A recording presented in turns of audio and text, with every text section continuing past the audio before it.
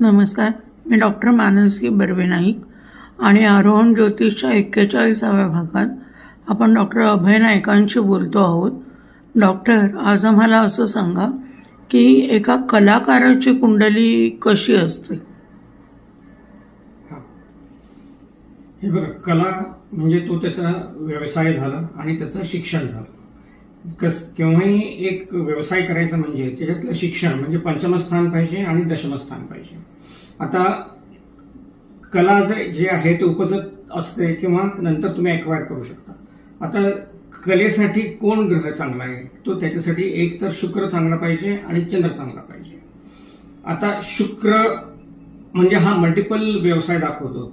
गाणं, dance, cinema, पेटी, हा सगळं आहे. आपल्याला तर प्रत्येक डिव्हिजन्स करता येत नाही, पण ओव्हरऑल सांगू शकतो की शुक्राचं कारकत्व जर असेल तर त्याप्रमाणे त्या मुलाला तुम्ही शिक्षण द्या.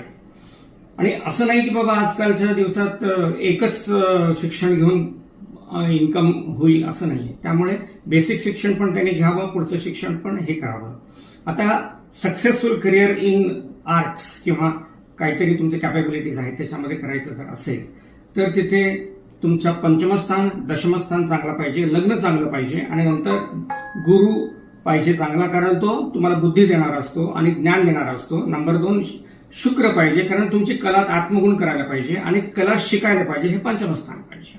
आता ह्या तिन्ही ग्रहांच्या मध्ये कुठेतरी एका ग्रहाला वाईट दृष्टी जर असेल तर ते तेवढ्या प्रमाणात सक्सेसफुल होत नाही.